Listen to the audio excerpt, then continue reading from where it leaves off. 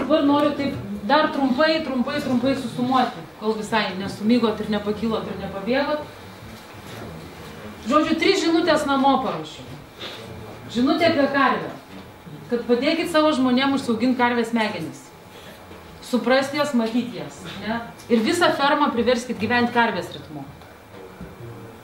Temperatūra turi būti tokia, kokia reikia karviai. Temperatūra turi tokia, kokia reikia veršiui. O ne žmogui. Ir ne, karvė yra numeris 1, žmogus eina iš paskos. Žmogus aptarnauja karvę. Viskas turi būti taip, kaip reikia karviai. Dienotvarkė, darbotvarkė, ciklai, viskas turi būti taip, kaip reikia karviai. Ne kaip žmogui. Skaičiai. Susidarykit savo mylimiausių skaičių 5-tuką, maksimum 10-tuką. Nu, daugiau 7 nerekomenduoju. Ir jau tada kalbėkit tarpusavį tais skaičiais, galvokit tais skaičiais, su žmonėm kalbėkit, ar ne? Visi turi žinoti tos skaičius, visi turi žinoti, į kur eina. Kokie tie skaičiai? Turit nuspręsti patys. Kažkas tai turi liest produkciją, sakykime, 1 skaičius produkcija, 2 skaičiai reprodukcija, 1 arba 2 skaičiai brokavimas, kažkas apie viršelius ir va skaičių krepšelis, kuriais jūs bendraujat ir suprantat, kas tie skaičiai. Ir 3 žinutė fabrikas, ar ne? Visi šypsomės, kam ta biurokratija, kam tie popieriai, ar ne? Labai siūlau pasidaryti instrukcijas, politikas, taisyklės, tvarkaraščius, labai žinoti, ką kokią dieną daryti.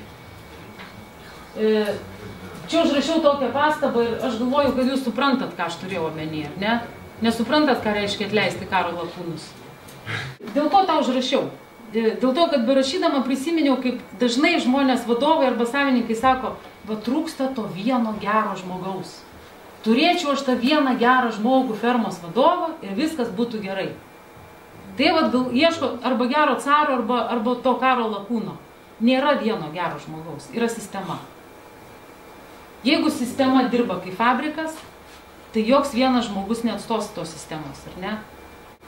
Tie unikalūs genijai, jie dažniausiai nemoka dirbti su komanda, ar ne? Jie priima daug didesnius rizikos laipsnius, jie nesilaiko technologijų ir taip toliau. Tai vat fermose tų genijų nereikia. Jų reikia atsparių rutinai žmonių, kurie gali gyventi karvės ritmu, kurie gali dirbti su žmonėmis ir su gyvuliais.